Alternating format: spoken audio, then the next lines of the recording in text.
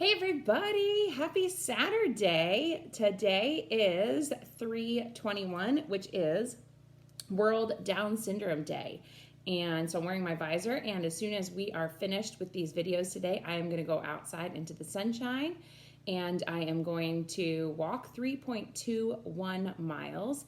As many of you in my class know about a very special little girl in my life, Sophie, who has Down syndrome. And so today is a day all across the world to celebrate her awesome community and all of the amazing things that they accomplish each and every day, and just as a day to get outside and do some things together too. So I hope that maybe you will do something to celebrate with me.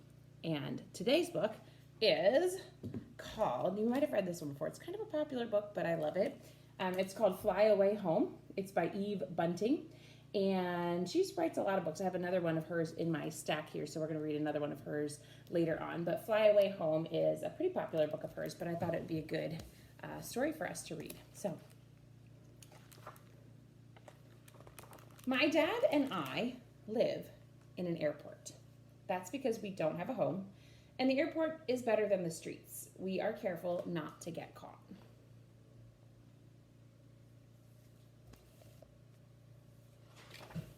Mr. Slocum and Mr. Vale were caught last night. 10 green bottles hanging on the wall, they sang. They were as loud as two moose bellowing. Dad says they broke the first rule of living here. Don't get noticed. Dad and I try not to get noticed. We stay among the crowds. We change airlines. Delta, TWA, Northwest, we love them all, Dad says. He and I wear blue jeans and blue t-shirts and blue jackets. We each have a blue zippered bag with a change of blue clothes. Not to be noticed is to look like nobody at all.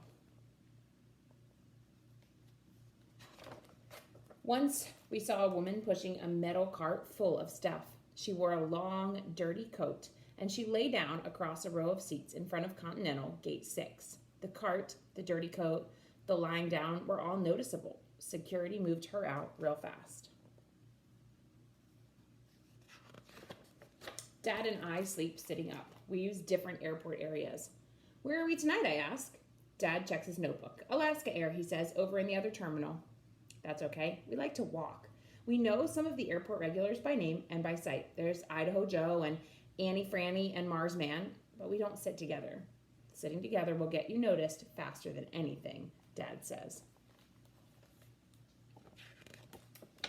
Everything in the airport is on the move. Passengers, pilots, flight attendants, cleaners with their brooms, jets roar in close to the windows, other jets roar out, luggage bounces down chutes, escalators slide up and down, disappearing under floors. Everyone's going somewhere except Dad and me. We stay.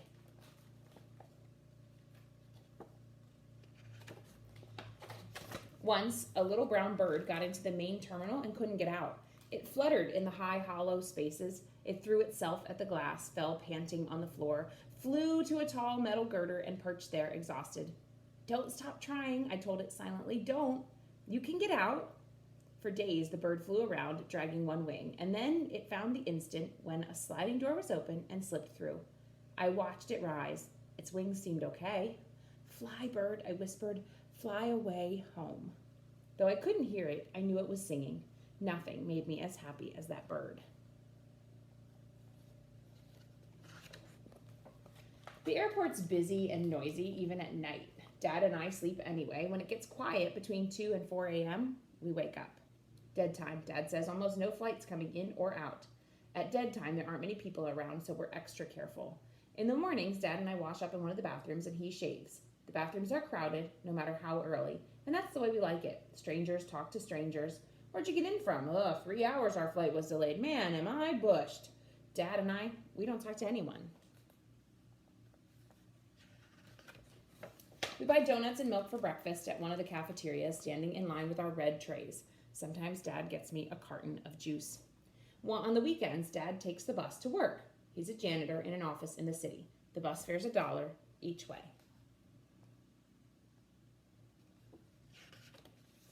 On those days, Mrs. Medina looks out for me. The Medinas live in the airport too. Grandma, Mrs. Medina, and Denny, who's my friend. He and I collect rented luggage carts that people have left outside and return them for 50 cents each. If the crowds are big and safe, we offer to carry bags. Get this one for you, lady. It looks heavy. Or, can I call you a cab? Denny's real good at calling cabs. That's because he's 7 already. Some passengers don't tip. Then Denny whispers, stingy. But he doesn't whisper too loud. The Medinas understand that it's dangerous to be noticed. When Dad comes home from work, he buys hamburgers for us and the Medinas. That's to pay them for watching out for me. If Denny and I have had a good day, we treat for pie. But I've stopped doing that. I save my money on my shoe. Will we ever have our own apartment again? I asked Dad. I'd like it to be the way it was, before Mom died. Maybe we will, he says, if I can find more work, if we can save some money. He rubs my head. It's nice right here, though, isn't it, Andrew? It's warm, it's safe, and the price is right. But I know he's trying all the time to find us a place. He takes newspapers from the trash baskets and makes pencil circles around letters and numbers. And then he goes to the phones, and then he comes back, and he looks sad and angry. I know he's been calling about an apartment. I know the rents are too high for us. I'm saving money, too, I tell him, and I lift one foot and point to my shoe. Dad smiles. Attaboy. If we get a place, you and your dad can come live with us, Denny says. And if we get a place, you and your mom and your grandma can come live with us, I say. Yeah, we shake on it. That's going to be great. After next summer, Dad says I have to start school. How, I ask. I don't know, but it's important. We'll work it out. Denny's mom says he can wait for a while, but Dad says I can't wait. Sometimes I watch people meeting people. We missed you. It's so good to be home. Sometimes I get mad and I want to run at them and push them and shout, why do you have homes when we don't? What makes you so special? That would get us noticed, all right. Sometimes I just want to cry. I think Dad and I will be here forever.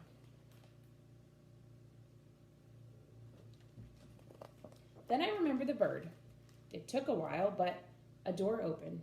And when the bird left, when it flew free, I know it was singing.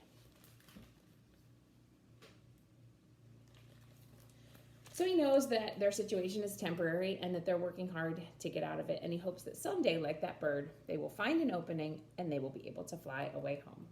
I hope you have a great Saturday. I hope you get outside where it's sunny, even if it's a little chilly. And I will see you for another book tomorrow.